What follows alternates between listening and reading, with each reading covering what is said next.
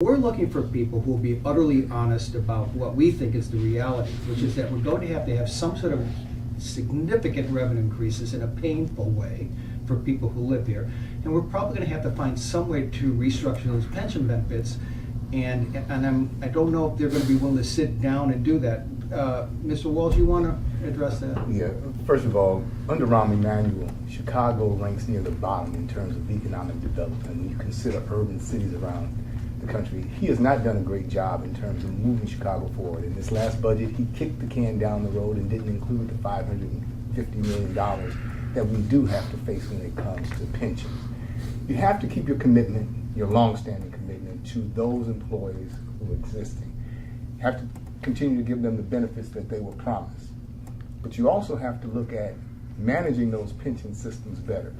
Police and municipal employees do it pretty well. The fire department and laborers do a horrible job. Their expenses are too high and they don't get the right return on the investment. Next thing you have to do is move from a defined benefits program to a defined contribution program and allow those pensioners to have more access to their money. And you have to do that in a manner that doesn't hurt the existing pension funds, because it's the economy of scales. When you take money out of that, it becomes an issue. Most importantly, we have to leave everything on the table, particularly as it relates to stabilizing Chicago city government.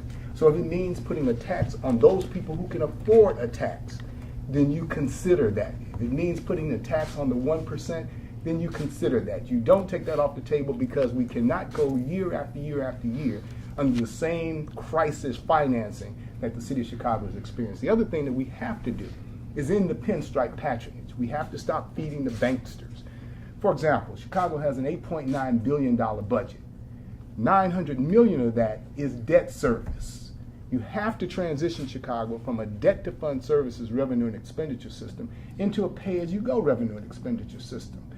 Year after year, we're paying our bills, paying our rent using a credit card. We have to get to the point where we have money in the bank, and it's not that difficult to do. Yes, there is some money available in the surplus, the $1.7 billion. This year alone, we're going to have another $432 million for TIP funds. So you have to make a bold commitment.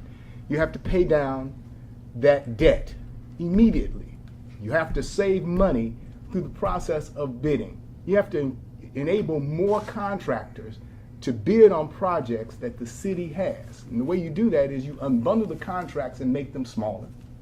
You provide wrap-up bonding and insurance. You allow contractors to lease the equipment rather than require that they own that equipment.